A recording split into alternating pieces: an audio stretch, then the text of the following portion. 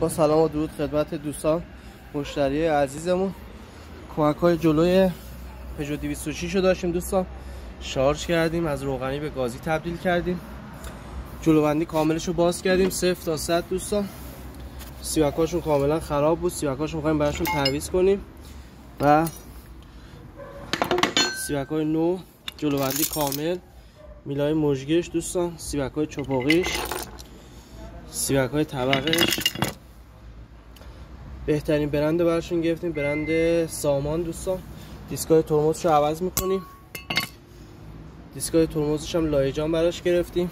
دیسکای چرخش باز شد، خیلی لبه داشت، ایراد داشت، سوت میکشید لنتاشو، باید حتما دیسک لاغر شد و عوض میکردیم و لنت امکان براش خریدیم، نصب کنیم زیر ماشین مشتریمون تا لذت شو ببره.